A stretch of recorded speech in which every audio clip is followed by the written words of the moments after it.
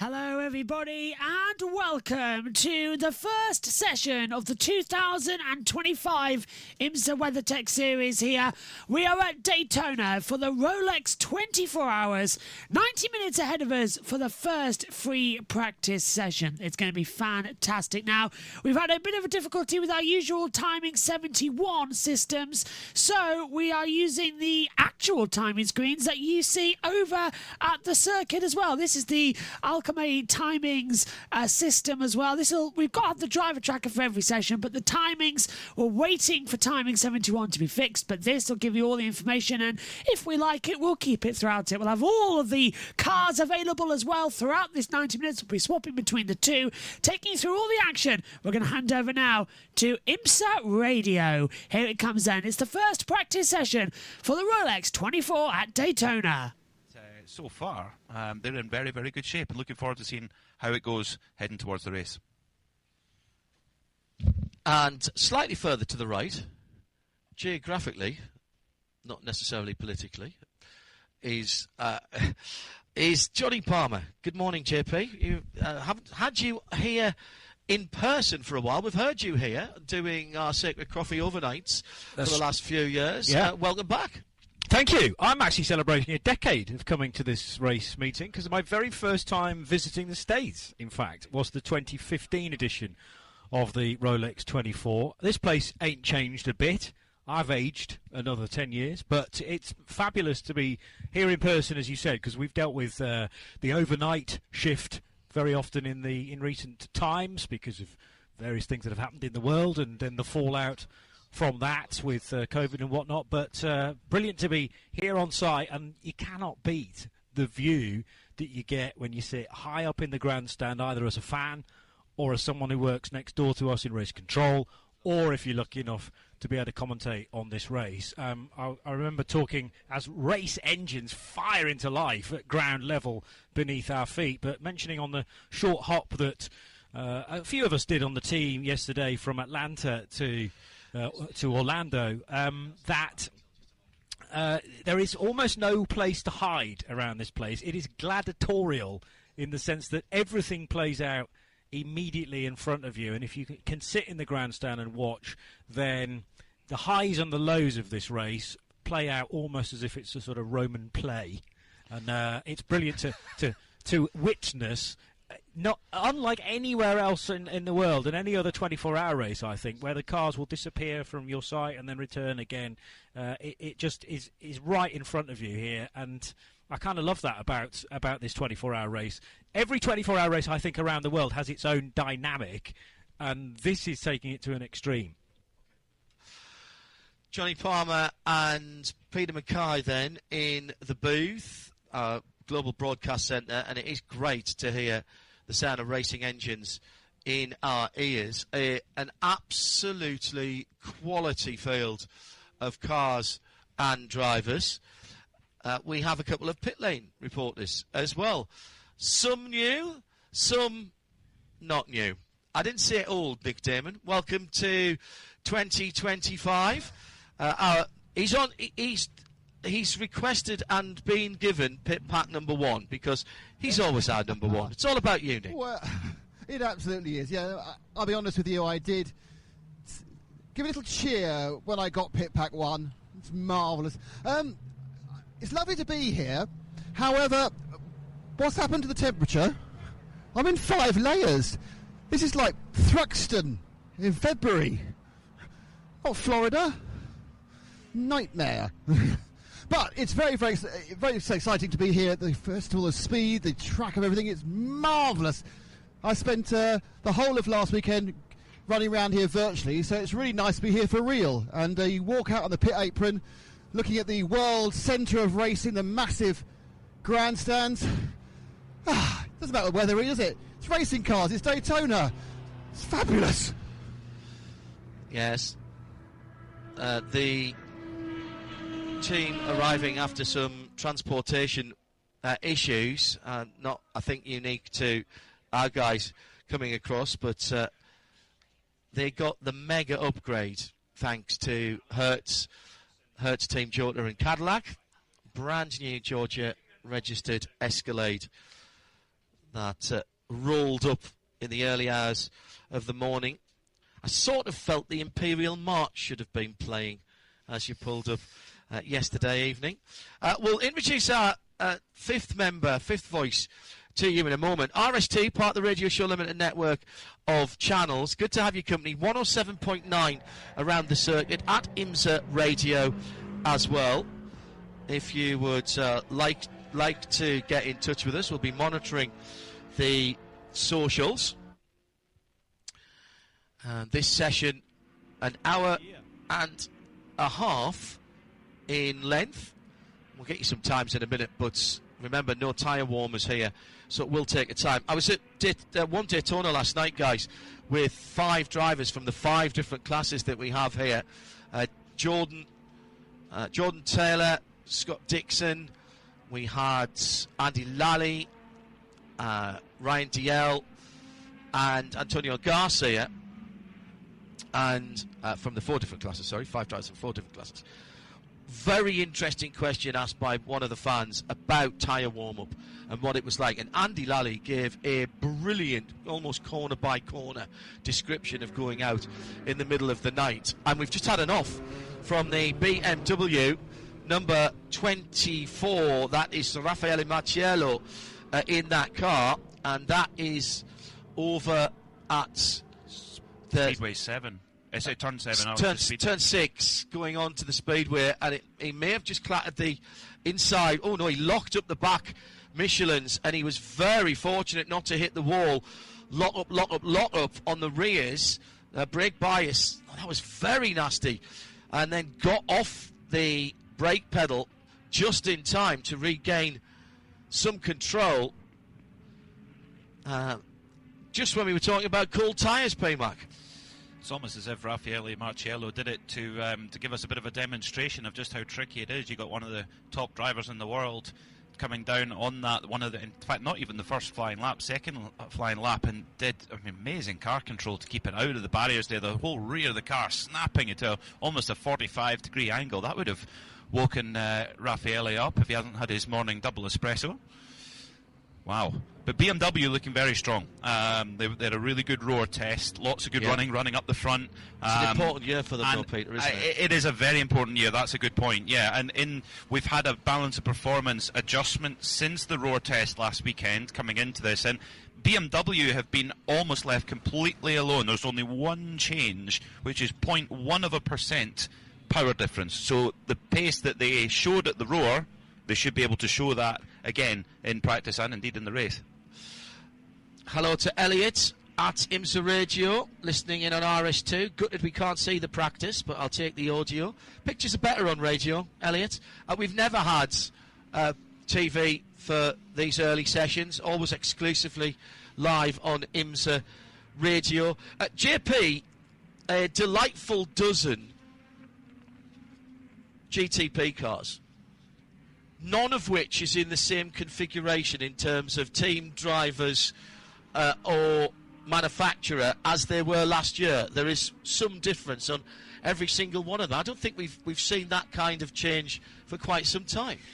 I think it shows how competitive it is now to be with a team that you feel aligned with, or indeed that they are happy with as a trio or a quartet. And because there are huge opportunities now, both in GTP and in hypercar elsewhere in the world, then there's always going to be this sort of shake-up in the off-season. Not that you get much of an off-season in the WeatherTech Sports Car Championship, but so some changes for sure, as certain combinations have bedded in nicely for certain manufacturers, and then others needed to be livened up. So you've got to pay attention to the entry list that came out a few months or so ago to be remembering who is in what car. And I'm sure there's naturally going to be some slip-ups where drivers who have been aligned with manufacturers for a number of years have changed for 2025, so we'll need to be alert. So getting into the early parts of this session, this is the first free practice session, so the first competitive running of 2025. For the sake of probity, I'll give you some times. Ryan DL at the top for ERA Motorsport. He's just come into the pit lane. The LMP2 category is all Orica this year, 141.1. Jimmy Bruni, there's a bit of a story in itself here. JDC Miller Motorsports announced at the Night of Champions by Porsche last year as the only privateer Porsche 963 in the field. Jimmy Bruni heading across there for the number 85. They're building their squad with a decent look to the team. Timo van der Helm being given a long-term contract as described by the team. And then Proton Competition popped up on the entry list, and we believe not just for this race, possibly for at least all of the Michelin Endurance Cup races. They're a brilliant addition to the lineup. They put in a really strong run last year at the Rolex 24. Could have been on the podium quite easily in their Porsche 963 with the gorgeous black and gold Mustang sampling colours. But they've got a great lineup. Neil Yanni, who's kind of been a staple of the Proton Competition team with this Porsche 963 programme. They've got Tristan Vautier coming back to IMSA. Great to have him back. Of course, the Frenchman, he actually had a good Asian Le Mans series as well over the winter, winning the first ever race for the RD Limited team for Romain Dumas' team. They've got Nico Pino in there as well, the young Chilean, and Julian Andler, a recently signed Porsche Penske Works driver. So they've got a good lineup, and you never know. If we have changeable conditions, I think particularly if we see rain, the two privateer Porsches are in really good shape.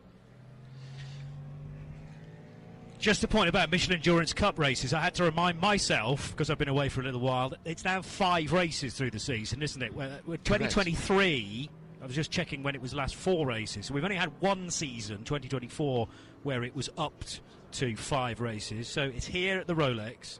It's the next round of the WeatherTech Sports Car Championship, which is the Mobil 1 12 Hours of Sebring, the Sale and 6 Hours of the Glen, and then added to it the Tyrac.com Battle on the Bricks, which was last year's race, and then the Motul Petit Le Mans, which will be 5, and it's repeated again for 2025 PMAC.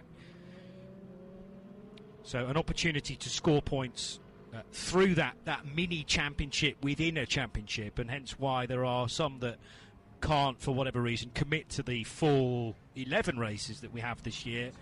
But there is a great opportunity to perform well in those 5 Michelin Endurance Cup races, which will also see all of the 4 classes on the bill for normal point scoring if you are signed up for the full WeatherTech Sports Car Championship. We've had 10 minutes, and although Raffaele Marciello had a bit of a moment on the infield, the other BMW, the 25 GTP BMW M Hybrid V8, driven by Sheldon van der Linde, is the quickest car so far by 0.6 of a second. I promised you a 5th voice, and I like to keep my promises. Hello, by the way, to Tom Marshallek, listening up in Ohio, to Phil Gaymore, to Colin Heil. Good morning, IMSA. We're back. We are. It's like we've never been away. A 5th voice was promised. A 5th voice we have as part of our pit lane team, for the moment at least. Ryan Moraine joins us. Good morning, Ryan. How are you? Good morning, John. A little brisk down here, I think it's safe to say. I thought I left this weather behind in Indiana, but not so much. Anyway, we'll make the most of it. And this is, I mean, it's a cracking start to the season, Ryan, for IMSA. They start with such a big, historic race, and you can feel the atmosphere building as we go through these early sessions. No question about it. It started last week at the Roar Before the 24, and the intensity has just been ramping up ever since then. And, you know, with the change in the format, qualifying coming back onto the race weekend, where it had been on Roar weekend for the last couple of years, I think that adds to the intensity of these couple of days, and it takes away some of the practice time, and now it's more sessions that have significant influence on the way the weekend's going to play out.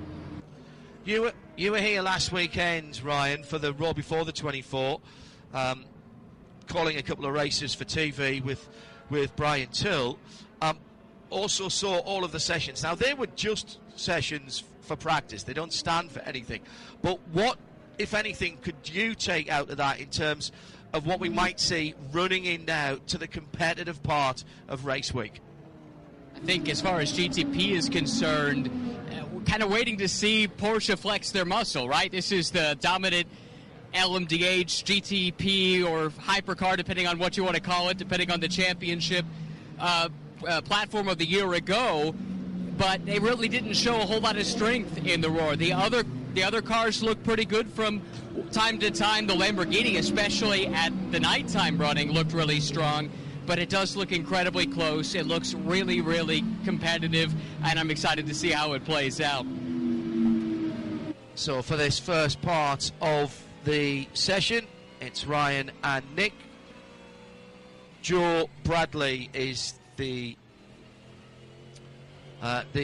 sixth and final member of the team that you'll hear today, but we will add a seventh at the weekend as we bring back one of our original pit lane reporters to the team later on this weekend. Just on 15 minutes having been completed, and LMP2 led by Mikkel Jensen in the TDS Racing number 11 from Paul de Resta, back with United Autosports again this year. And then in third place, it's Ryan DL, who was an early leader for Aero Motorsport. And as I say that, there was a couple of changes there. Mikkel Jensen's actually got even quicker. GTD and GTD Pro have been split up this year, Johnny Palmer, and that's a major change in what we've seen in the past, and we've yet to understand how that will play out in the race, but it will be separate qualifying. But this is something that's been talked about for a little while, and it's something that we've got to get used to as well as the teams.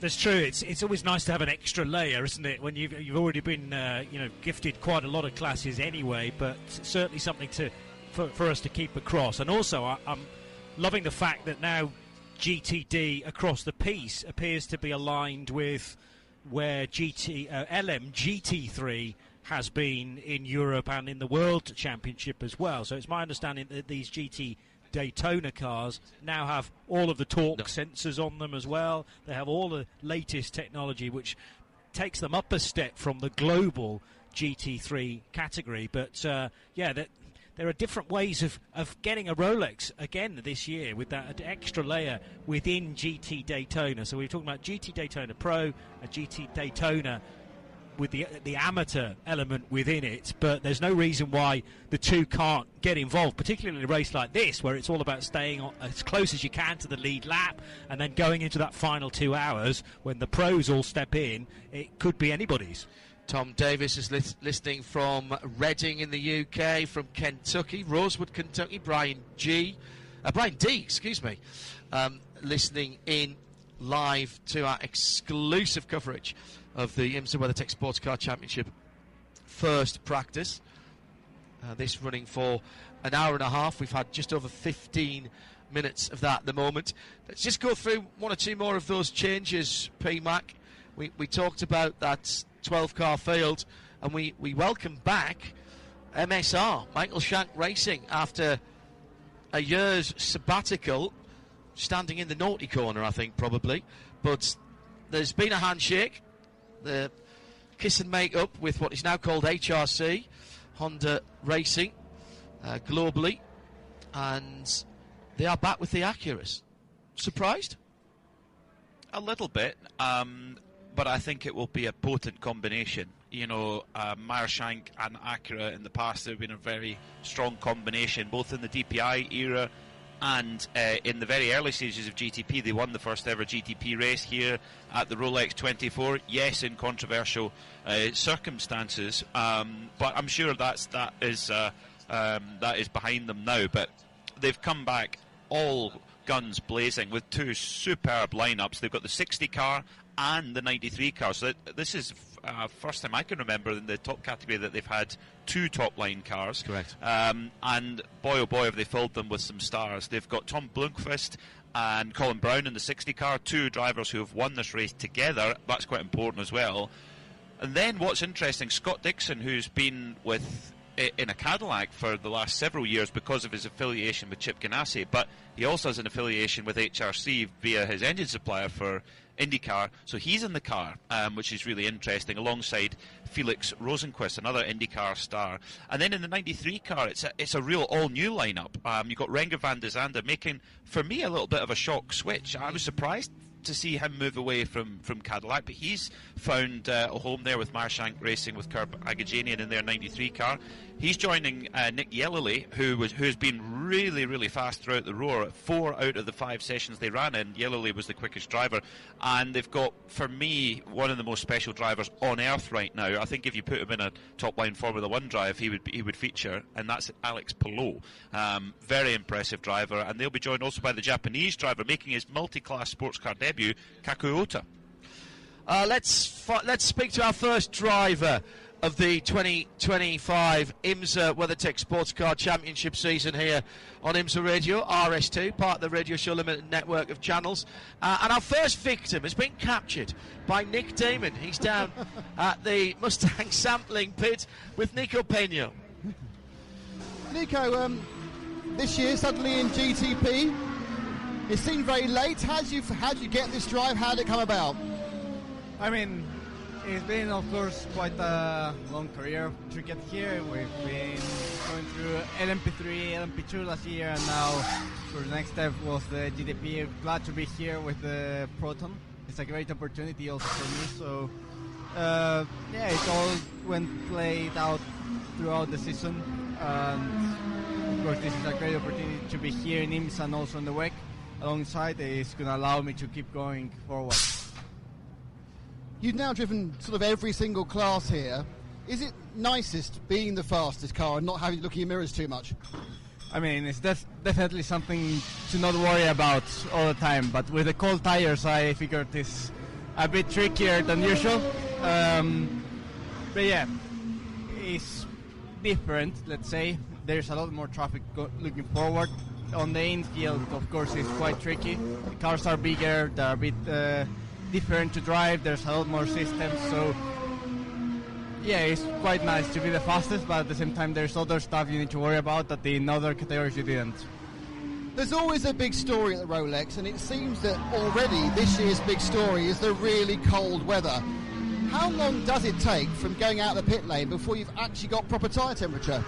I've only tried it once for now, so of course it's tricky. You need to be super careful, but at least a couple of laps until you are just in the temperature where you can start pushing. But it's so easy to make a mistake that you always need to almost like underdrive to, keep the car in one piece, because of course you can go faster all the time, but there's a chance of making a mistake and then of course losing the whole race out of it is a variable you need to control throughout the race. And anyways, it's 24 hours. There is a lot of incidents throughout the race, so it's a new variable for me that at least last year in the LMP2 was not a big topic. All the teams have been here last weekend. You've had several practice sessions. How much more is there to actually learn about the cars now? I mean, it was first time for me in the car last week at the Roar, so of course there's a big learning curve throughout the days. Of course the team has a lot more time now to prepare, to analyze data, to make a few changes. So, well, it's just the first session now, so we'll see how we evolve through it and see what we can learn so we can be ready for qualifying. Best of luck, have a great weekend. Thank you. Nico Peña with Nick Damon down in the pit lane, and realise that thanks to Jake for this, some of you didn't hear that if you're listening here at the track on 107.9. We'll get that sorted out. This is part of the reason we do these early sessions, even when we're not broadcasting on the World Feed TV. Right, we've had one. Let's go for a second, and it's Ryan Marine, and he is with Hunter McElrea, one for those from Down Under. That's right. I need to pull out my step stool to be able to do this interview. One of the tallest drivers in the paddock. Hunter back for another year with TDS Racing, doing the Michelin Endurance Cup once again. Not the weather we were expecting coming down here to Florida and Daytona, but nevertheless, you got a huge smile on your face. How much are you enjoying this? Yeah, it's great to be back. Obviously, the off-season always feels too long by the end. You're waiting to go again, but great to be back with the team. Obviously, it's nice to be back here a year later, obviously, with all the experience. Last year, I had no idea what really endurance racing was about, and now I feel like I have a bit more better understanding about it. So excited to put that to use. And yeah, it's cold, but I think the cool temperatures actually suit us. So it's a bit painful to walk around in, but balance-wise, so far so good for us. 1 year into your endurance racing career, what is the one thing that you know today that you wish you knew this time 1 year ago?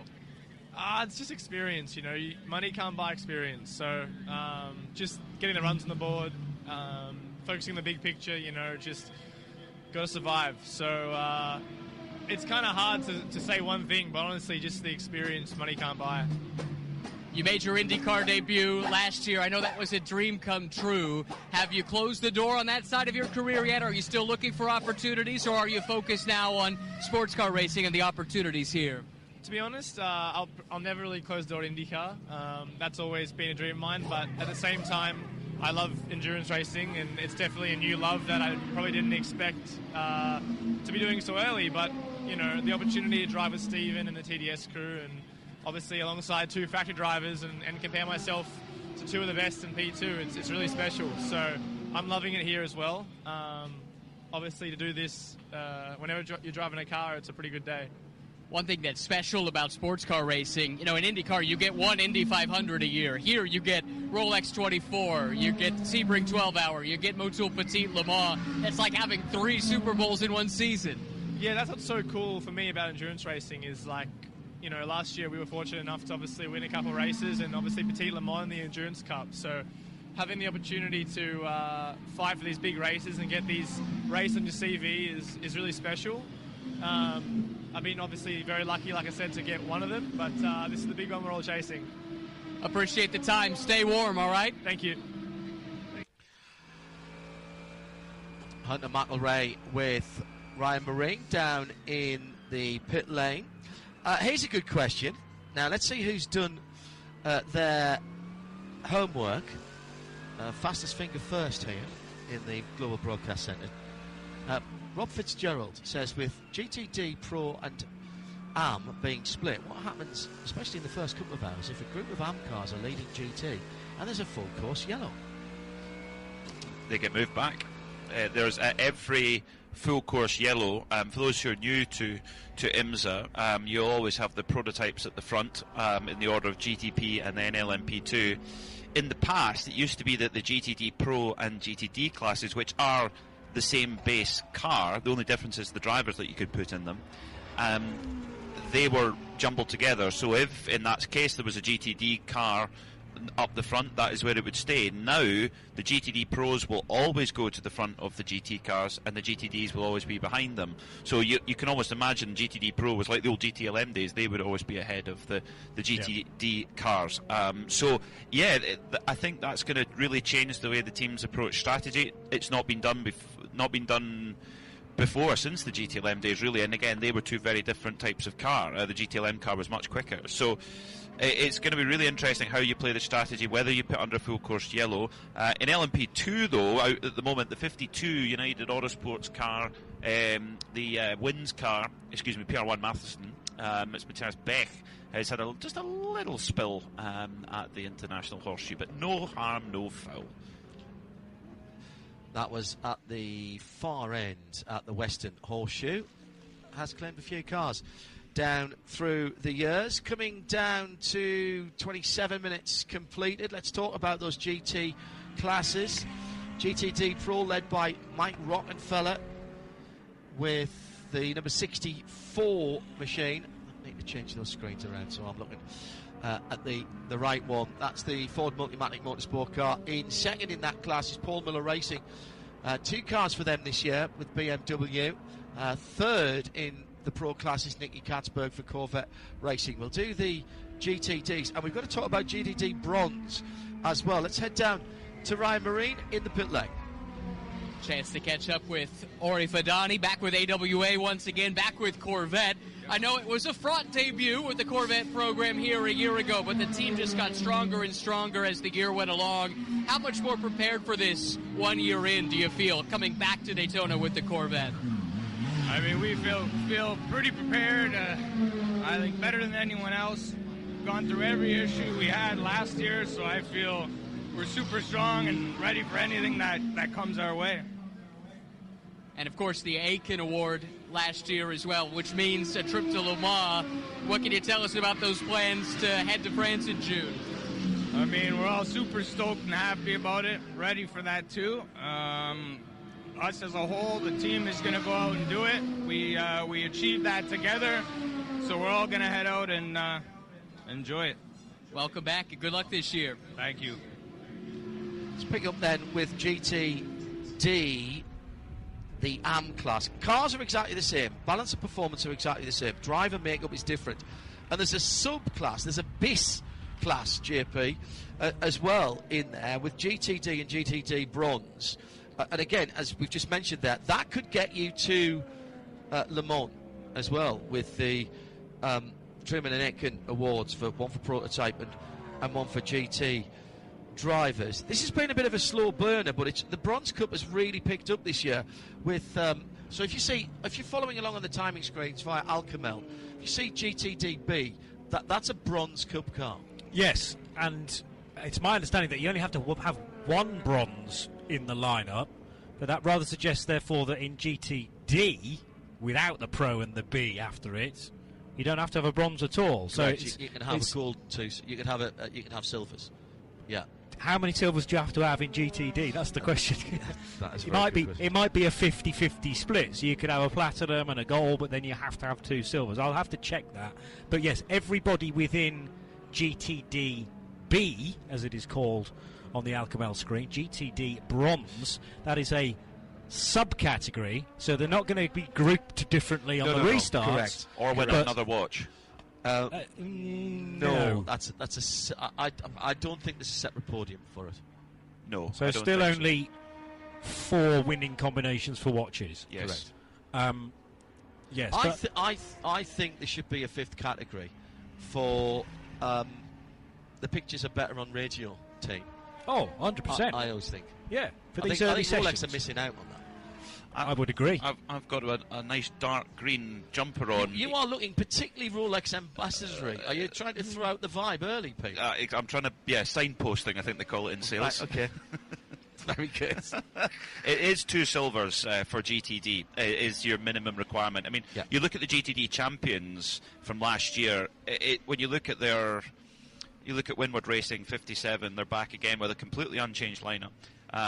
And Russell Ward and Philip Ellis. Russell Ward is the silver, but he's one of the very best silvers. Philip Ellis, very, very good, at the equal of any of any of the factory drivers in any other car. It's not a surprise you see them win the overall championship and indeed the Michelin Endurance Cup. They absolutely dominated last year, winning the Rolex 24 for the 2nd time. And you look down Mercedes' record as well, Mercedes AMG's record at this race. In the last 4 years, all of their success, bar one, has been Windward. All of their wins have come through the Windward team, so that pair-up has really, really worked. But there's lots of new pair-ups to talk about as well. Pfaff with a 3rd different car in as many seasons. They had a couple of years ago they had the Porsche, then last year they had the McLaren, and they're now with the Lamborghini. So I think it's being dubbed the Plaid-Burghini because it's back in the traditional Pfaff red and black colours, the Canadian team, of course.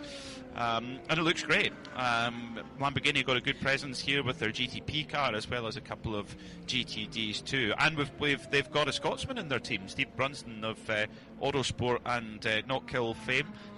Works as one of their PR team, and he's on site this weekend. So we'll need to go and grill him for some inside info for you folks. Thanks to Jake Parrott who let us know. Thankfully, our booth producer, Christine, has managed to route everything that needs to be, and therefore everyone's hearing what they should be. Now, the power of the team, you see, all very important. And Jake, thank you for your kind contribution to our performance this week. down in a very cold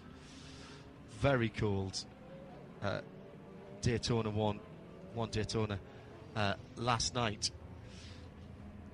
Suffice to say, I think that we will be nice and relaxed when we need to be relaxed this weekend. I don't know if I should ask on air what you're referring to. I'll let you know tonight. Right. Basically.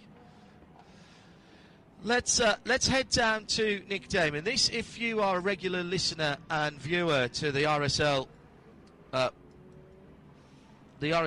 network of audio and visual channels, you know this is leg number 3 of a Fantastic Four endurance race, consecutive weekends that we head on to Bathurst for the Bathurst 12 Hours next weekend.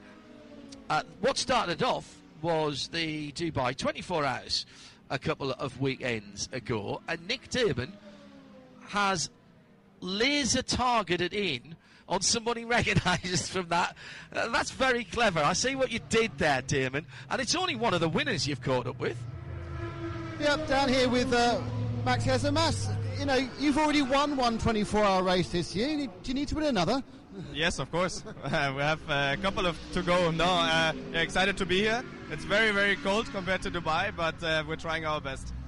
Yeah, but it's quite warm compared to the Nürburgring. Yeah, to be fair, we said it's one of those typical Eiffel days yesterday with the fog and the rain, but honestly today it seems to be quite okay. Our car normally also likes the colder conditions, so we don't complain. You won in Dubai with racing. Are the cars the same when you get in them, or are they kind of different for different championships? Of course, here we have the torque sensors, so some stuff is a bit different, but all in all, these BMW customer teams, they're all operating on a high level, so we also have some factory support here, so both of the cars are actually quite similar. Loads of practice already last weekend. What is the challenge with Daytona? Because in some ways, it looks quite simple, isn't it? Just go fast around the banking, couple of braking points. What's the challenge of this track? Yeah, first of all, it's to try to be perfection on the corners, because you don't have many, so if you get one wrong, you don't have many to make time up. And yeah, then in the end, it's a bit of a BOP game as well, because we need to be quick on the straights. Now, of course, the big difference between here and Dubai is if you win in Dubai, you get a ride on a camel, and here you get a watch. Does that kind of make it more valuable? A little bit, I would say, just a tiny bit. Max, best luck for the weekend. Thank you, see you. I can't believe you are trying for equivalency between the camel rides and the Rolex Cosmograph, the Rolex Daytona Cosmograph. Absolutely incredible. Oh, very good, very good. We've just got over the first 35 minutes, and we're starting to see the classes separate rather nicely. GTP for the first 9 has Acura ARX06 number 60 just going out in the hands of Scott Dixon. What a time put in earlier on by the first driver in that car, P-Mac. Tom Blomqvist has just it's not a lap record yet, but his best lap in the race, which is a lap record from last year in the Cadillac, 135.554. He's just done a 134.576, 1.2 seconds quicker than the BMWs of Raffaele Marciello in the 24 and Marco Wittmann in the 25. That is electric pace. We came in here this morning, and it's a little bit chilly, it's blustery, it's a real kind of coastal winter's day almost here at Daytona, but clearly the track is in good condition for speed, Tom Blomqvist has made the absolute most of it, and for qualifying in terms of qualifying, that would be a fairly competitive time as it is. The pole time last year was a 132.656, but I think we could see that going later if it stays dry. The weather forecast is getting progressively better. It all started when you guys turned up at 3 o'clock in the morning. It was getting better. The wind dropped, the rain stopped. I reckon, though Johnny might not have got his luggage yet from Delta. It is in the state, at least, yeah. It's at the airport, in fact, and it may well be on its way to our hotel even as we speak. Excellent. Excellent. Fortunately, we've all got spare clothes. Not necessarily all in Johnny's size, so... True. Yeah. hence why I'm slightly more high-pitched for this spell. Oversharing, I think that is, Palmer. Hey, I'm all for that, especially early on in the weekend.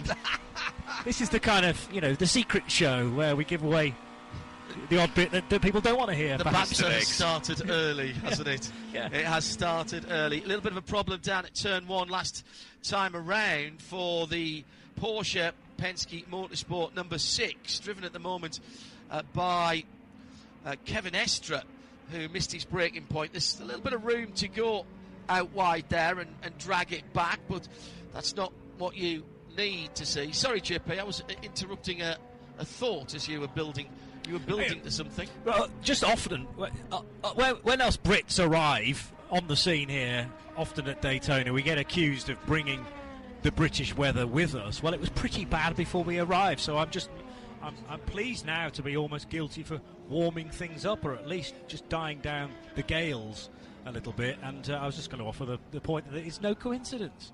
We arrive and the cloud cover is slightly more, and the temperature is not exactly bearable, as Nick and Ryan will testament. But it's going to get there, isn't it? It's going to bubble a little bit closer to the weekend, although the overnight stints are going to be fascinating when it's 4 and 5 degrees Celsius.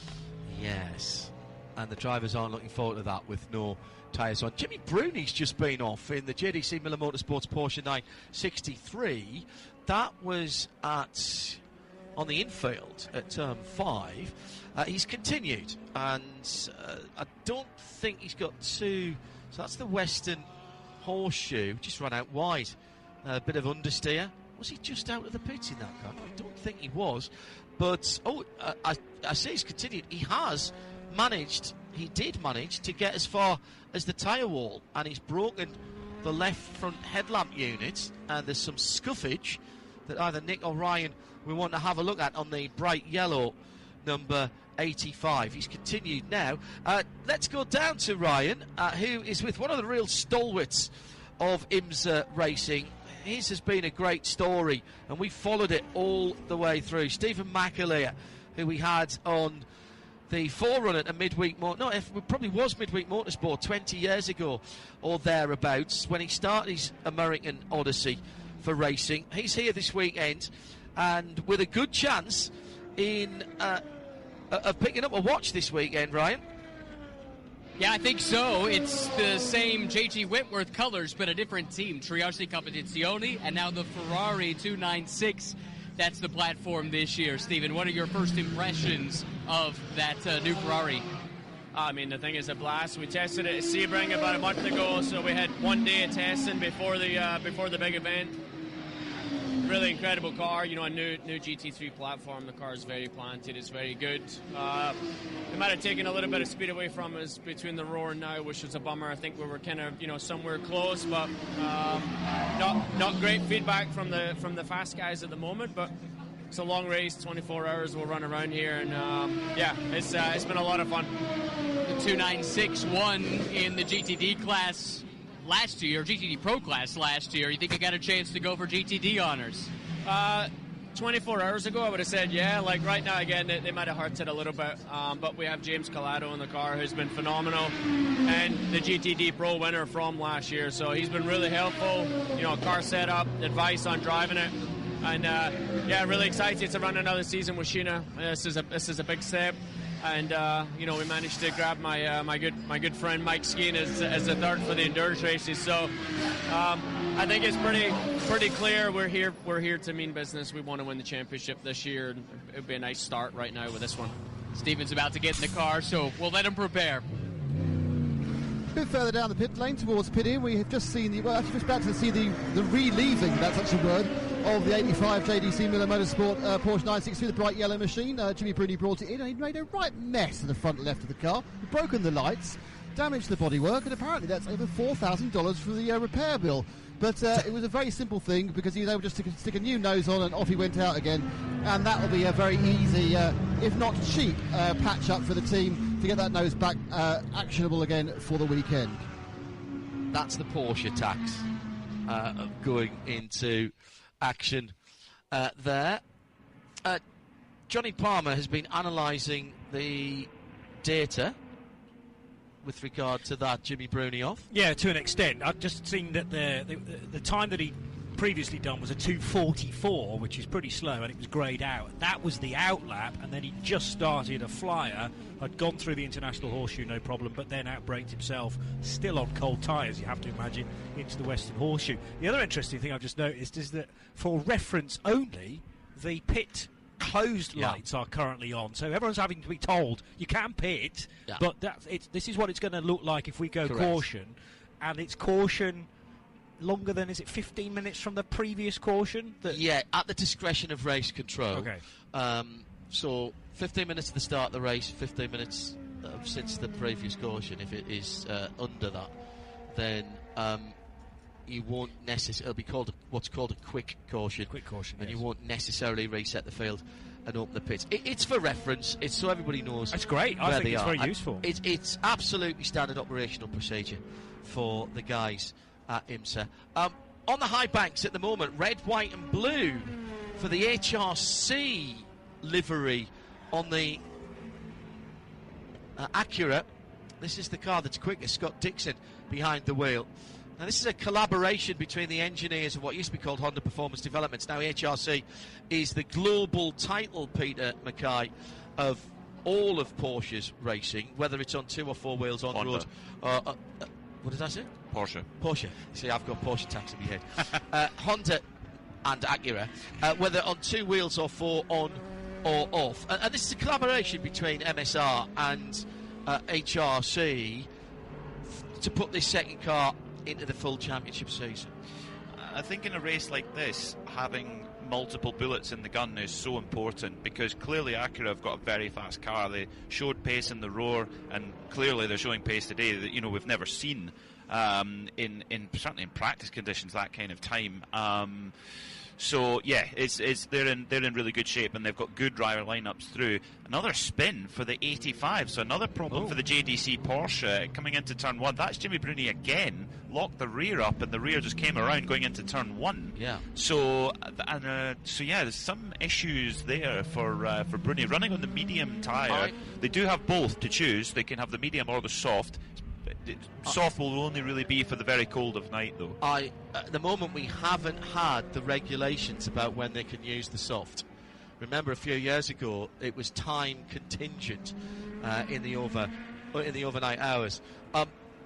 I'm suggesting that there's a brake bias problem with that car, because he does seem to be struggling to get it slowed down. 1 or 2 people are as well. Marco Wittmann in the number 25 BMW just going on to the banks out of infield turn 6 with a couple of lock-ups on his Michelin tyres as well. There is a delicate balance to be had, JP. Well, that was a bigger lock-up than I thought, actually, from Marco, as he was chasing the Lamborghini, the SC63, making its debut here, the Lamborghini. Of course, we didn't see it until Sebring last year, but I digress. There's a delicate...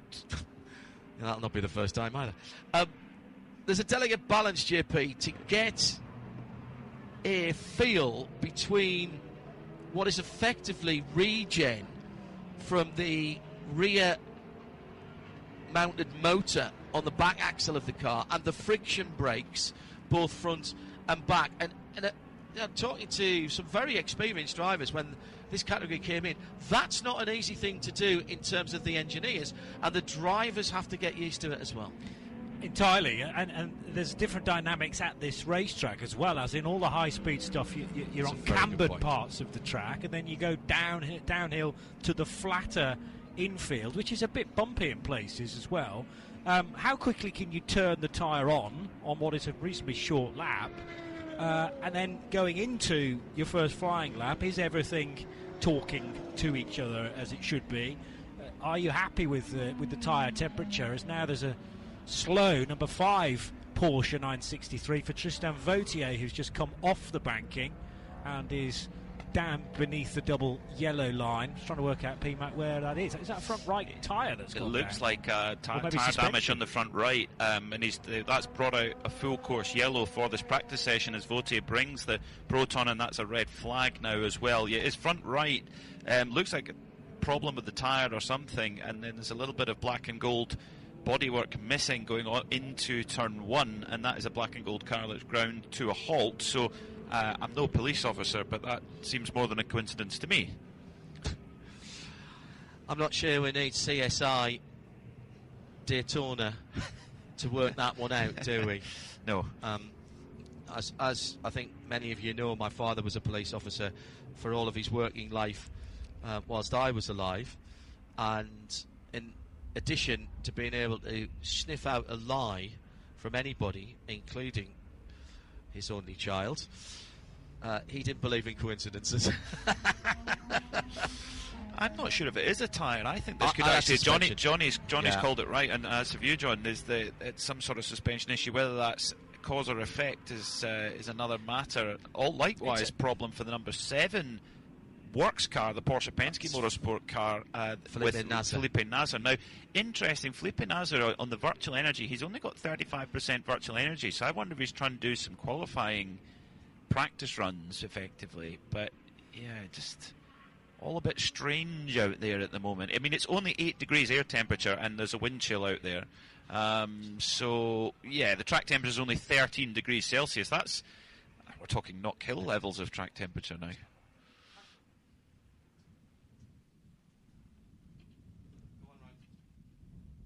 Apologies there, John. Had a chance to chat with David Askew, who is the team owner for DXDT Racing, new team to the IMSA WeatherTech Sports Car Championship paddock after a lot of success in SRO over the years. But a really exciting program for a couple of different reasons. We'll start with this, though, David. What was the genesis of this move to the IMSA paddock and the chance to compete in the WeatherTech Championship? Well, I've always wanted to be here, and that was always the plan. It's just taken a little longer than I expected. You know, I think a lot of it had to do with our partnership we have going with Chevy and with the Corvette Z06 GT3R. It's the right car to do this with, and it's the right partner to do it with. And it's just nice being here. Even though I'm new, I mean, I think we probably have a collective 500 years of experience here at Daytona. So I'm just kind of sitting back and watching everybody do what they're doing and watching professionals do their jobs. Last year, your team delivered GM the first win globally for this new C8 GT3 race car. How much pride do you take that it was your team, of all the teams around the world that were racing these Corvettes, was the first to get to victory lane? You know, it was great for the team, and it was great for all the guys and girls that are involved with DXDT. You know, it wasn't, I don't want to say it was a shock, but at the same time, it was really reassuring to see that kind of my idea about how this should all work, which is you come prepared, you come with the best of everything, you do your jobs, and then wins come. So it proved out that to me that the process is important, and if you get it right, it'll lead to performance on the track. You've got two really exciting programs, one for Michelin Endurance Cup, but I think a lot of folks are looking forward to Long Beach and the start of the sprint season when you bring on Robert Wickens and Bosch and that whole group, everything that they've done to develop the hand control system that he uses. How proud are you to be taking that program on board and everything that represents? I'm really proud. I followed Robert when he was in IndyCar, and I thought he was an awesome driver then, and he is still an awesome driver now. You know, the idea is to allow a disabled person to compete at the same level as everybody else, and that's what we're trying to achieve with this new technology. And the partnership we have with GM and with Bosch to create this equipment, it's just really amazing. I was up watching it operate for the first time the other day, and it's all I can say is it's amazing. Still under red flag here at Daytona due to debris. Chatting with David Askew, DXDT Racing.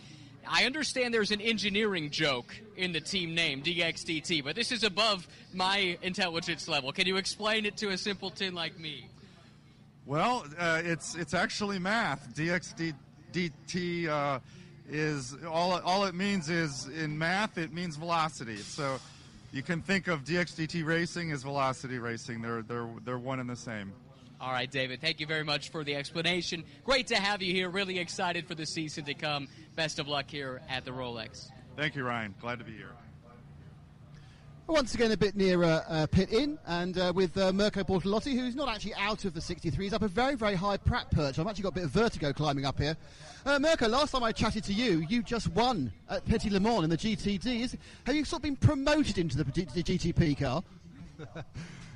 Well, first of all, great to be back. I mean, it's our debut here in Daytona, so it's a kind of a new beginning for us, with a lot of new people in the garage. So, yeah, I think we had a good roar, prepared quite well, and then we're learning with every session, with every lap, obviously over here. So it's great to be in GTP in America. Give us a very basic idea of how the team has worked over the winter. I think it's fair to say the car wasn't really in the right place last season. Have you been able to move it forward enough? Well, we will see on Sunday, I guess. It's hard to give you an answer to that right now. I think we are working, learning with every session, trying to get the most out of every lap, and then we will see. Definitely the winter has not been the easiest of winters. Quite a lot of things going on, so it's definitely great to be here, first of all, and to have our debut in Daytona. It's always great to be back, and looking forward to the race. Very, very cold temperatures. Do you feel that's in a way a leveler, or does it expand the difference between the cars, or does it make no difference? Well, it does. It does. Definitely also compared to the road, temperatures changed now, so yeah, it will be a tricky one, because also during the race I think we will have all sorts of weather conditions. It's going to be important to make the right calls at the right time. When you're on the cold tyres, is the trickiest part of the track the infield hairpins, or is it hard to go fast on cold tyres around the banking? Give an innocent like me. Well, honestly, it's horrible. Even pitting out, even the pit lane is difficult, and so it's really, really horrible to have on cold tyres, especially when it's cold. Just need to try to survive. Yeah, go for that one. Thanks, Mirko. Nick Damon, and before that, Ryan Moraine, our pit lane reporters for this session, the first for the IMSA WeatherTech Sports Car Championship. Now, first red flag as well for the recovery of the Mustang sampling, the Proton Porsche, number 5. And, yeah, I think, and thanks to our brilliant replay team up at Charlotte, we're getting the tape apes best work already, and we're barely halfway through the first session. That looked like a problem with the suspension. Maybe they ran along the wall a little bit beforehand, but there doesn't seem to be that much damage on the right front, Jimmy Bruni. So that is coming back through the infield at the moment. Live from the Ford Performance Global Broadcast Centre, this is IMSA Radio 107.9 FM around the track. We go back to green straight away. The clock did not stop. There's 34 minutes remaining around the world at RS2, part of the Radio Show Limited network of channels. IMSARadio.com is where you need to go for that. The archive will build there over the weekend as well, under the supervision of Tim Gray, our executive producer up in London. All of the sessions that we cover will drop onto there. Yesterday's Midweek Motorsport, which was our Daytona special, that has already been posted. That was posted about 12 hours ago, actually. And that's over on radiolemans.com on the Midweek Motorsport archive. There, John DeGee, Sportscar 365, giving us a comprehensive rundown of the fields of the 3 different race series competing this weekend. And from Sportscar 365, news that the honorary starter for the 63rd running of the Rolex 24 Daytona will be the Honda Racing Corporation Global President. That's Koji Watanabe, who is here this weekend. A real racing enthusiast. That's the HRC that we were talking about before, and that, quite frankly, that is a huge honour, and that will be seen as a huge honour by the Japanese firm and by Koji himself.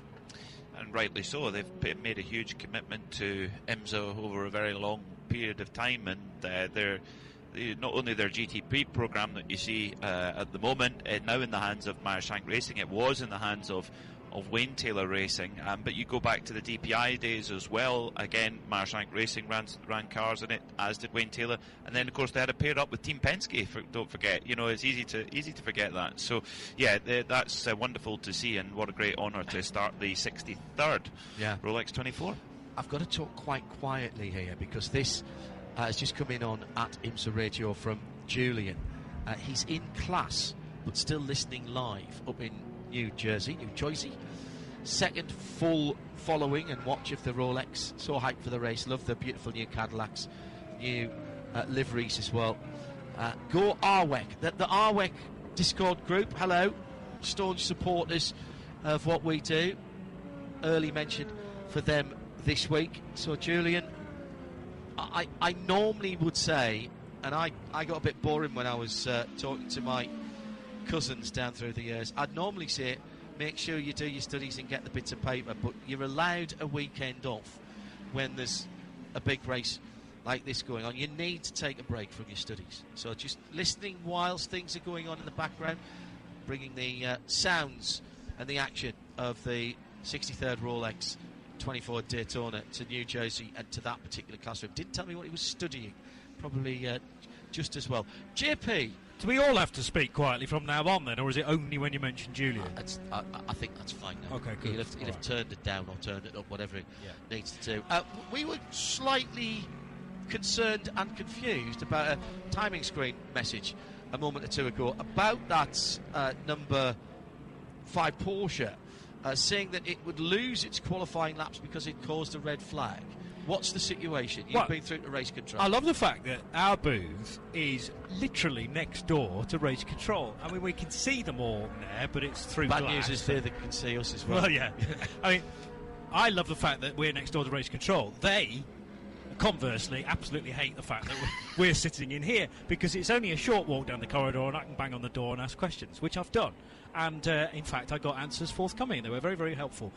It is a new rule for 2025, and it is a qualifying lap, the best qualifying lap that is taken away from the 5 car. So it's not a lap in this session, that's a lap in actual qualifying, because you caused the red flag in any of the free practice sessions. Now, I said, is this going to be done by a case-by-case process? Because sometimes a red flag might be called and you might be the car in the wall, but you didn't cause the red flag, you might have been put there. So there may be a right to appeal, and there may certainly it's going to be a case of sort of looking at it, each incident individually, and working out who was to blame, and then yes, you get your best qualifying lap deleted. So the 5 car on this current basis is going to have to do 2 quick laps, and that's right across all of the series, because I saw that pop up yesterday when Ryan and I were on the PA, and I sort of queried it then, but given what was going on yesterday and everything else, I forgot to go and ask. So Palmer has trooped down Detective JP, and the question has been asked and answered.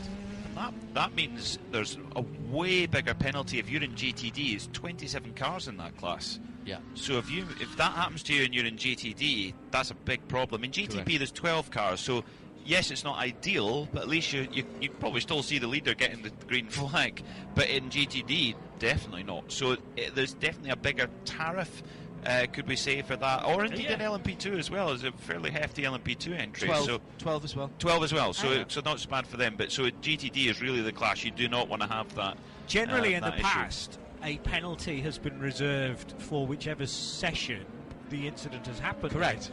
Unless it's a suspended sentence, as in, or you do it again, and this is your final warning. But that's one thing. And I thought, for the 5, we don't know what's failed on that car. Has it had a collision? Has it side glanced the wall? Or has it something just broken on the car?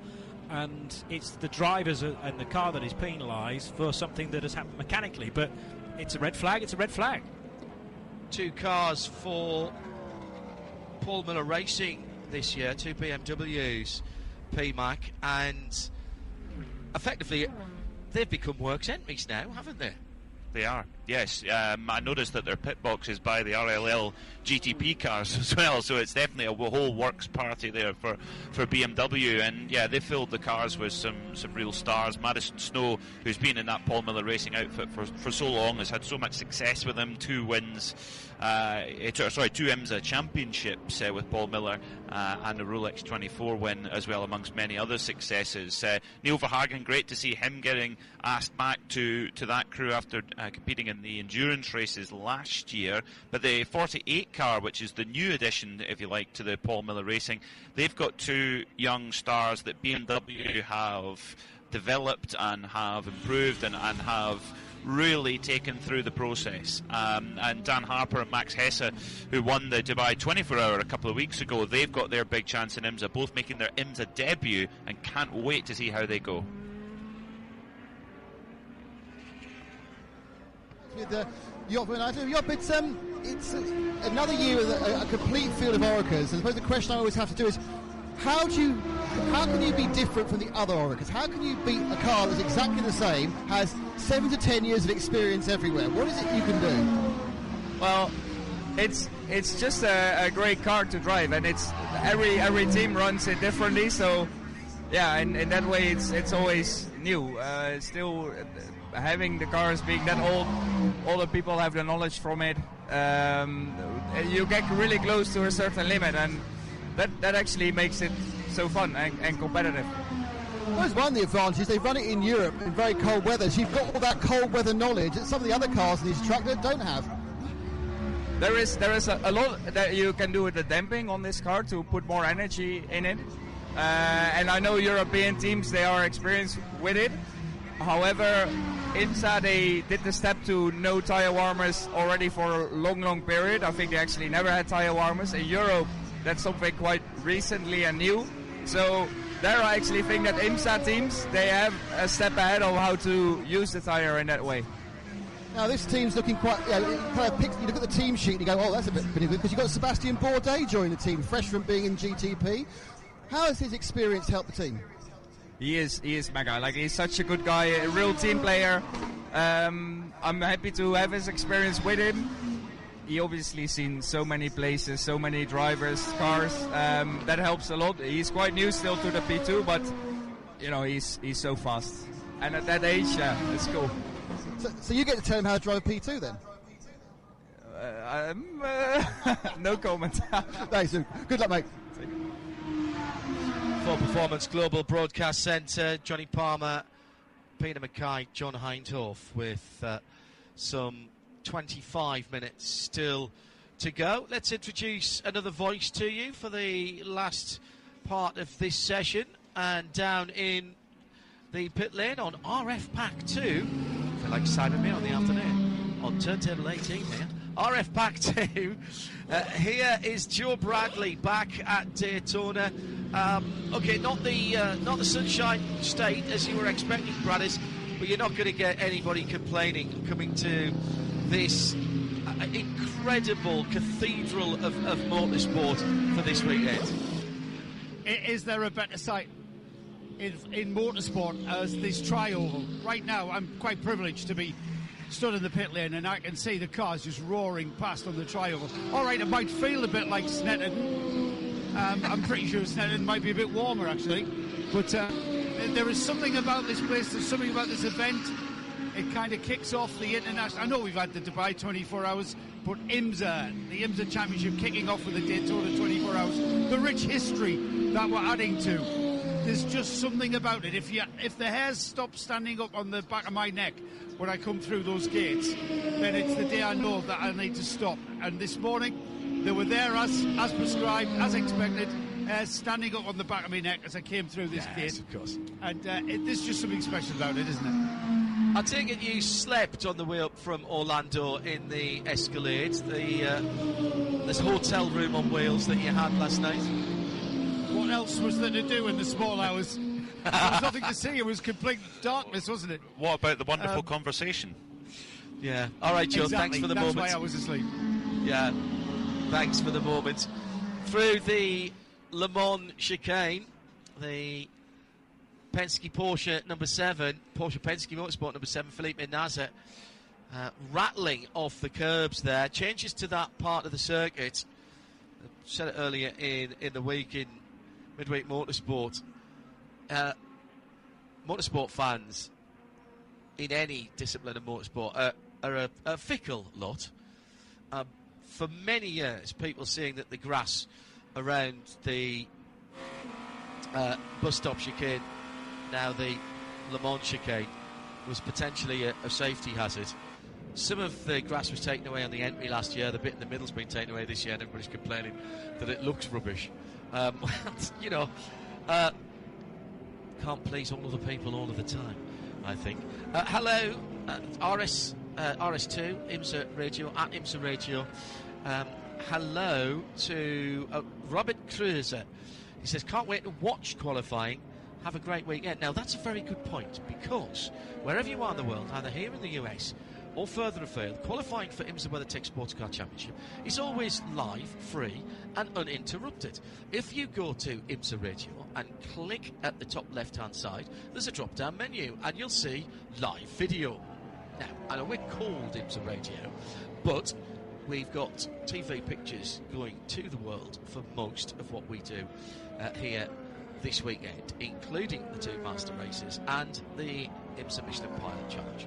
So if you want to watch qualifying and you're either here at the track or further afield, all you need to do is get to imsaradio.com or indeed go to imsa.tv. As far as the weekend's concerned, for the race, and then you're being looked after by the capable team from NBC Sports. They're doing 3/4 of the race. The TV guys, you know, they're on camera, so they need to have their beauty sleep and come back for the last part of the race. So you will be subjected to me for the overnight session, our Sacred Coffee Wide Awake Club, over 6 hours this year, actually, whilst the TV guys snooze. And also on Sirius XM 206 this weekend. And again, every single WeatherTech Sports Car Championship race is on Sirius XM here in the US this weekend, 206. It is normally 206, but check with SiriusXM.com. If you just go searching for IMSA, there is a particular page there that you can go onto. At RSL, at IMSARadio.com as well, if you want to get in touch. Johnny Palmer is looking expectantly out of the window. Only because the next words I was going to say were Rooftop Ray. Have we got Rooftop Ray? Would it be Rolex 24 at Daytona without it? No, it would not. No. Excellent, good. Yeah. So we will have some coverage that almost we can direct, depending on where the story goes. Yeah, I love that. I've always loved that.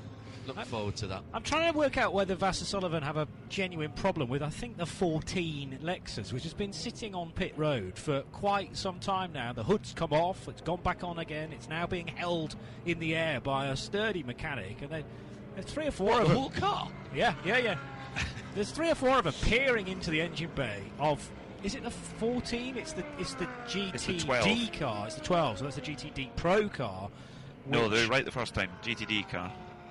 GTD car, okay, so yeah, it is the one with the green backing, and that's the Jack Hawksworth car, last driven by the Yorkshireman, but it's only done 14 laps, and the 8th lap was the best. But also the other car, the sister Lexus, hasn't done much mileage either. That is in 58th position all told, car 14, and that's only done 14 laps as well, so I don't think this is a particularly happy session for either of those cars. And because of that rule, particularly if you're in GTD, which that number 12 car is, the one with the bonnet off at the moment, or the hood off at the moment, if you went out there and then that problem arose, if you think that it's going to have a problem, do not send it out there and get one of your qualifying times knocked off. Yeah. It's Acura first and second at the moment. Nick Yellerly has put in a 134.7 against the 134.5 of the sister car, so 60 from 93, the 2 ARX or 6s. Then it's Porsche Penske Motorsport number 7. Jordan Taylor out with the Wayne Taylor Racing Cadillac. In fact, all those 4 just in the pits. The top 6 made up by JDC Miller's Porsche and the first of the BMWs. That's the Dries Van Turkar just in the pits with the number 24. We'll take a couple of pit lane reports. Joe Bradley in a moment, but first, down to Nick Damon. At the Gradient, the number 66 Radiant Racing pit with Harry Ticknell. Harry, I don't want to say his surname twice, obviously it's cold. Harry, I suppose you bring the expertise here, because the car is new to the team, isn't it? That's the plan. And you're right, it is cold. I came here with a cold, thinking, a couple of days of Florida sun would get rid of it, and I think it's worse than England. But look, I think obviously Joey and I were sort of plug and play into this team, into this car. Obviously, we've done the very first day of the testing, and all of last year as well. So very excited to be here now on the customer side. Gradient, obviously a top team previously, have had great results. So it's an existing team with a new car, which is very different to a brand new team with a new car. So everything's a lot calmer and precise than maybe what I've seen when it is a brand new team. And we're just chipping away step by step. And it was P2 in GTD right now, and Mustangs are sort of coming up the top of the leaderboard. So hopefully we can keep it like that all week. How different is your role as the customer shipped in pro, shall we say, rather than the pro in the works team? Yeah, of course, we've got Till as the bronze, we've got Tatiana as a silver. They're both very, very good in their respective ranks, but clearly, obviously, giving them laps to get used to the car. Obviously, Joey and I have driven it for a long time, so it's, you sort of split the proportions up differently in the session. And then, of course, after the session, trying to coach, looking at the data, looking at the video, trying to say to Till, right, just try this line, use that different gear, whatever. And the great thing is that some bronzes, you can tell them, but it's difficult. It's the same way that a golf coach can tell me to change my swing, but I can't just do it straight away, And but the great thing with Till is he really listens, but he can actually go out there and implement it on the track. So that's fantastic. And Tatiana and I used to race F3 in 2013 together, so we go back a long way. So it's been pretty seamless, and I'm really happy with the group. And we're positive for the week. Obviously, it's super competitive out there, but we're going to do our best. And I've always felt that the Daytona is a Mustang track, and let's hope I'm right on that one. I hope so too. Thank you. Cheers, Nick. Joe Bradley's down in the pit lane. Joe, it is warmer in Snetterton. Tim Gray has checked it with his battery of sensors that he has all over the world. It's 1 degree Celsius warmer in Snetterton than it is right now with you down in the pit lane. And where are you in the pit lane? Well, I'm at the Madison Motorsport pit. It's come as no surprise to see setup changes, quite drastic setup changes, and cars being played with. I've just watched Ben Keating sitting very patiently while the Madison Motorsport guys, the 52 LMP2 entry, has had what looks like a roll bar change. Matthias Besch. Matthias, you're Ben's teammate. You guys are playing around with roll bars from what I could see. Yeah, well, I won't lie, this morning is a little bit difficult for us. Temperature is very different.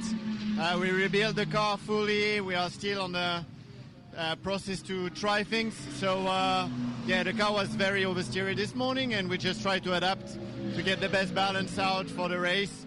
At the minute, we are not yet in the window, but Ben is doing a good job, and I'm sure we're going to get the car back where it should be for the race. You said there, Matthias, balance for the race. Is there any consideration about qualifying coming up this afternoon? Yeah, well, that's the only point of this session, to be fair. The race is going to be very different in terms of temperature, so for us, the main session we focus on is tomorrow, because it's going to be sunny, it's going to be more representative of race conditions. Still, we have to be better, so it's a learning process. We didn't test here, so for us the Roar was the only test really. Let's see where we are in qualifying. We have one of the fastest bronze for sure, so it's a great asset to have Ben in our lineup and in qualifying. Yes, that one of the many screens that you're watching here in the pits was small boxes with your competitors' lap times. You are keeping an eye on your competitors and how their lap times are coming in. Yeah, obviously, because the condition always change, so we try to see where we are. At the minute, we know we are not yet there, so watching our competitors is important, but main thing is getting the right focusing on ourselves as well, because I think you can get lost pretty quickly here. It's just a balance, like everything in life. Thank you, Matthias. We know Matteson know how to win motor races, don't we? And they're on that program of trying to achieve what he said there, the best balance for the race. Interesting. Joe Bradley and Nick Damon down in the pit lane, live from the Full Performance Global Broadcast Centre. Hello to Lucas Akase, who was also listening in class, like Julian earlier, but now he's driving home listening. Not sure where in the world you were, but thank you. Blur Fiends sent me a bit of video. Hello, Blur. Good to see you last night, mate. Lots of cars very loose in the first horseshoe. Cold weather limiting the amount of power that you can put down. And Martin Broadhead, I'm checking for you with our oracle on all things technical about the Sonos app in the UK. Not sure. That's not my area of expertise, I'm afraid. But I will check for you to see if that is possible and whether we're on their database. I've certainly got it on my DABs, on my internet radio rather, in the UK. Coming down to the last 10 minutes or so, and it's 12 GTPs ahead of 12 LMP2s. I'm sort of liking the look of this so far. 2 GTD Pros, a GTD, 2 GTD Pros. I've talked about that class for a little while. Faf with their Lamborghini Huracan, the plaid-coloured car. Then the Ford Mustang, Seb Prio promoted into the full factory squad for Ford Multimatic. The best GTD is the third GT car, and that's the Wayne Taylor Racing Lamborghini Huracan. So the Lamborghini's going well here in Evo 2. Danny Formal behind the wheel of that at the moment. And then it's a right mix, JP, of GTD Pros and GTs. It's good, isn't it? I mean, it bodes well for the race, although we don't quite know yet how the class split within Restars is going to affect the overall pattern. That would rather favour the cars with the red backing on the race numbers, but in sessions like this, it's fascinating for me to see where the overlap is, and there's quite a lot of it. So, yeah, the quickest GTD car, the 45 Lamborghini for Danny Formal, as you've mentioned. Then second in GT Daytona, which is the best of the bronze entered cars, is the Ford Mustang for Tati Calderon. We were just hearing from her teammate Harry Tinknell a short time ago, car 66. Then it's the 44 Aston Martin for John Potter. He was last at the wheel of the 44 at least. That's another bronze cup car. And then a Lamborghini Huracan. So good spread of manufacturers. The Lambos are definitely carrying pace this weekend. A couple of Ford Mustangs. Porsche conspicuous by their absence, down in 5th in GT Daytona. But that is 2, 4, 6, 8, 10. Just on the lower reaches of the top 10 in car number 120. And Ayanchin Guven, who I'm a big fan of after his exploits, particularly around the Nürburgring. He's rapid around there and has driven the Grello car as well in recent seasons. So now in the hands of the Turkish driver in number 120. Chan Guven also pretty handy in virtual racing. Oh yeah, as well. You'll have talked about him. I certainly have. Many times. Digital Nürburgring Linktree series, the first one that we did. He's John Guven. He really used sim racing as a tool to develop his career and to keep climbing up the ladder and to keep at the very front of top level motorsport. And if that's in the virtual sphere, then that keeps you going. And Lorne Heinrich, his Porsche stablemate, is exactly the same. And you think about it, Lorne Heinrich, his debut season in IMSA was last year, and bang, straight away wins the GTD Pro Championship. I mean, and here last year, you've never seen a team fight harder for second place. They didn't have the pace in the car compared to the Ferraris, and they fought tooth and nail. And it just shows you that virtual motorsport is going to become. Already, it's a very important place for talent to develop. But I think with you hear that some of the costs. I mean, Joe and Nick tell us about some of the money that people spend on karting now, and you think that's not within the budget of many, but whereas the virtual motorsport is. So I think we're going to see more and more of your Aychan Guvens and indeed you're going to see more of your Lauren Heinrichs as well. Frank Pereira goes to the top of the timesheets again in a Lamborghini, 147.579. He goes to the top in GTD, just behind the GTD Pro leader of James Hinchcliffe. So the Lamborghini Huracan's looking very strong in this in this practice session, but qualifying sim, if you like. Did they get some breaks in the recent revision of balance of yes, performance, perchance? Is there a risk that they're showing? No, they didn't actually. They didn't. Okay. No, not the one since Palmer comes in straight away. No. If they've got performance, why are they all of a sudden? I mean, 3 of the top 4 cars in GT are Lamborghinis right now, and that's glaringly obvious to me. The changes yesterday. This is after the Roar test. The Ferrari had 25 kilograms taken away. So we had Stephen McAleer saying there that they're in trouble having had 25 kilograms taken away. The problem is that they had 4.6% of power above 200 kilometers an hour taken away, and they run the lowest percentage of their maximum power above 200 kilometers an hour. They've had quite a lot of max stint energy taken away as well. That doesn't help. This is the famed 2-staged BOP, below 125 miles an hour and above 125 miles an hour. It's been implemented in the World Endurance Championship, the WEC. It's not WEC, by the way, it's the WEC. Quite right. I'm just diving into that one that I've seen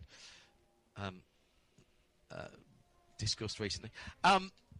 It has worked really well, and it particularly on high-speed circuits. Thierry Bouvet and his team in the technical part of IMSA, of ACO and the WEC are in very close contact with Matt Curdock and the IMSA guys up in the Carolinas, and there's a huge amount of back and forth. The GT3s have got the torque sensors on for the first time. They're using the same torque sensors as we see in the World Endurance Championship, so there's some knowledge there. There's some thought that the AMGs might be slightly disadvantaged because they've never had them before, but at least they're going to get some experience of the system before the WEC season starts in Qatar at the end of next month. We'll have reports from the prologue and the race, which was an absolute barnstormer there last year. And we've also got to stress that we see it a lot here at Daytona, particularly where there are teams and drivers that will come to the fore on race day, no question about it. For example, Mercedes AMG last year were nowhere in practice. I mean, absolutely nowhere. And in the race, they were really strong. Correct. So you have to almost take everything with a pinch of salt at this stage. And the way you set the car up for a Daytona 24-hour is different than you would, say, for a Le Mans 24-hour. You would think, well, surely the 24-hour race is similar. Well, it's the big thing. It was Kevin Estre said this in a press conference earlier in the week, saying, at Le Mans, you need the car to be good for all 24 hours because you don't have as many neutralizations and resets of the race. Here at Daytona, you have lots of full course yellows, and it often than not comes down to a dogfight at the end. The last hour, last year, it was the number 7 Porsche versus the 31 Cadillac. So he says you set the car up for those last couple of hours. Also, the temperature difference here tends to be greater from the cold of the night to the warm of the day. Weather forecast for the weekend is far better. I mean, I remember back in 2017, was it, when we had 29, 30 degree heat, and we were toasting in the Ford Performance Global Broadcast Centre because it is a bit of a greenhouse in here. No clothes were shed, you'll be pleased to know, but it was shorts. You had to have your shorts on in here, even with the aircon going. You remember that, Johnny, don't you? Yeah. It causes a problem both visually and temperately, shall we say, because the sun when it rises, it's right in front into of us. our eyes. Yeah. So we struggle to see the screens, and we struggle to see anything, frankly, for an hour and a half or so. However, we're not complaining. Oh, no. This is purely observational. And I wasn't complaining at the heat either. I mean, like you say, greenhouse, good analogy. And we are sensitive. We are sensitive flowers. But you have to bear that in mind. Our experience is then amplified for the teams, you would have thought, because of that, as you say, that temperature change. The other interesting thing from Kevin Estre's comments is they're then not necessarily chasing setup in every pit stop. So whereas at Le Mans you might want to think, oh, we've got another hour to do and we've got to be on the pace, so let's tune the car as much as we can in a quick pit stop for the next hour and the conditional change. They're less concerned about that now because we're probably only round the corner from another yellow. That'll bring you back into play, and it's just target those final 2 hours. Well, and given that you're here this year, obviously the yellow count will be through the roof. Well, yeah, clearly. I mean, I have the power to do that on-site, off-site, anywhere. It seems just how you blink, I don't know. 3 minutes to go, just under. It's still the two Acuras that hold sway at the moment, but the margins are fairly small. A 10th and 3/4 between the two cars, and then about another 10th back to the two BMWs, who are also a 10th and a half apart. There's a bit of a look of Noah's Ark there with the two Acuras, the two BMWs, one Porsche, three Cadillacs, two Porsches, three Porsches and a Lamborghini. Don't forget that Tristan Vautier had that problem in the Proton competition, the Mustang sampling dark grey and gold Porsche 963. That car's not been returned to the circuit. In LMP2, it's TDS from CrowdStrike from United, number 22, and then AF Corsa, Pratt Miller Motorsports, and AO Racing for your top six. We'll run through the GTs in a moment after a word from Joe Bradley down in the pits. I was hoping to get Ross Gunn to tell us this, but he's been called into driving duties. I think that's more like driver swap practice. I was asking him about whether certainly the Heart of Racing, or indeed any of these teams up and down the pit lane, are focusing at all with regards to getting the car set up for that optimum lap coming up this afternoon for qualifying. He said it's not important. Daytona and the way that the IMSA regulations work, it doesn't matter where you start this race. You can start last and you can come through to the front. So team, they're looking at race setup and getting the car balanced and correct and exactly where they want that tyre degradation to work and how they're going to work the tyres, especially considering the cold temperatures throughout the race, not just in the night. So we might see, I don't know, double, triple stints on the tyres. Joe Bradley in the pit lane. Stephen Thomas in the quickest of the LMP2s for TDS Racing. The highlight, the yellow colours on that number 11 Orica just had a minor moment again at the Western Horseshoe at turn number 5. We're coming down the last few seconds. Let's have a look at the GT times. It is a GTD car, fastest, with Frank Pereira now behind the wheel of the 78 Forte Lamborghini from the similar car. Exactly the same, except slightly different in terms of its colour. Fan Motorsport and James Hinchcliffe in second. Checkered flag is out. Then the Ford Mustang, a Ford Multimatic, and Danny Formal for another Lamborghini team, Wayne Taylor Racing, the number 45. Then Chan Guven for Wright Motorsports Porsche, that's the 120 in the dark green and yellow stripe car. Conor De Filippi is third best in GTD Pro for the best of the Paul Miller BMWs. That is the best of the BMWs, and he's just ahead of the Ford Mustang GT3 of Dennis Olsen and the number 65 Ford Multimatic. And finishing up the top 6 in both of the categories, Tati Calderon in 4th for Gradian in the Mustang. They'll be very happy with that on their competitive outing debut. Aston Martin, Magnus Racing, Spencer Pumpelly in 5th in GTD, 5th in GTD Pro, a Trackhouse Shane van Gisbergen car, that's a Chevy Corvette of course, ahead of 6th place in GTD Pro, and that is another Corvette Racing for Tommy Milner. 6th is the 6th in GTD is the Triazi competition Ferrari 296. The top 6 in both of the GTD categories are within the top 13. They are mixed in almost perfectly to that. Well, gentlemen, we've seen the cars out. We've seen them going round. Peter Mackay, first impressions on the IMSA WeatherTech Sports Car Championship ahead of the 63rd Rolex 24 Daytona. Well, we've got a little sneak peek into what we might see in qualifying later. 3 cars going underneath the 1:35 barrier. That's really quick for this stage of the weekend. Yes, they've had lots of running at the Roar, but both Meyershank Acuras, a 134.576 for the 60 car, the 93 134.752, but BMW are right there on their heels. Dries Vanthoor with a 134.867 late in the session, and Sheldon van der Linden there too with a 135 flat. Interestingly, what we saw in the roar, the BMWs and the Acuras up front, that is transferred to this effectively qualifying dry run.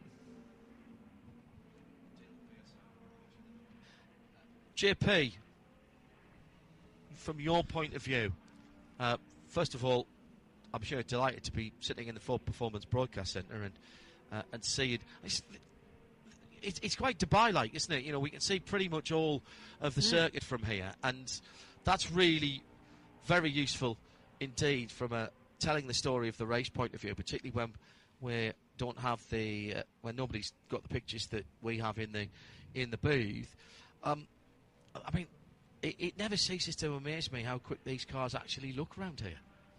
Yeah, considering that distance often slows them down, but it kind of doesn't here at Daytona. The back straight still looks absolutely rapid, and that approach into the Le Mans chicane. And the thing I love about our position is that so many other people can experience it as well. As long as you've got a good grandstand ticket, then it's almost as if it's been designed to be spectator-friendly, the World Centre of Racing. Who knew? How many answers do we have necessarily for this weekend's race? It's very difficult to tell, isn't it, from a 90-minute session. But I think if you've done good mileage, and I was just looking down into that column of laps completed for a number of cars, some got into the 40s, 42, I think is the 43 there for Antonio Felix da Costa's LMP2 number 43 car. But there are others that have struggled. See, I wasn't liking looking down at Lexus a lot of the time, and particularly their number 12 car with the hood off more often than not. So some have some difficulties to fix, and hopefully that will be later on today. Johnny Palmer and Peter Mackay joined me, John Hindhaugh, in the Ford Performance Global Broadcast Centre. We heard Ryan Marine, Nick Damon and Joe Bradley as part of our pit lane team. Don't go too far away. If you're here at the circuit, stay tuned to 107.9. On RS2, we will be sampling the delights of the Mazda 3 Saloon, which is rather appropriate because the next track action is qualifying for the Whelen Mazda MX-5 Cup presented by Michelin. I'm John Hindhaugh. See you soon. What an absolutely fantastic first practice session then for the 2025 Rolex 24 at Daytona. So that's the 90-minute practice they get to refine the cars. Obviously, they had the 7 sessions over at the Raw before the 24. Now, however, we turn our attention to qualifying. That's coming your way at 7 o'clock GMT for all of the action for quali. There'll be, as I said, 4 different groups going out, so they don't go out all together. They'll go out in stages, and then we'll have the grid for Saturday and Sunday's 24 hours. Thanks for joining us. We'll be back later on then here on JB Motorsports for qualifying. The whole team will be joining us as well, as we'll have TV pictures, and we'll be calling the shots in the action as well before tonight's practice too. We'll hand back to IMSA Radio as well for that. You can join us throughout the weekend here for the Rolex 24 on JB Motorsports. Thanks for your company. We'll see you again shortly. But from the first session here as well, it has been absolutely fantastic. Let's hope it stays that way. We'll see you soon. Take care. Bye-bye.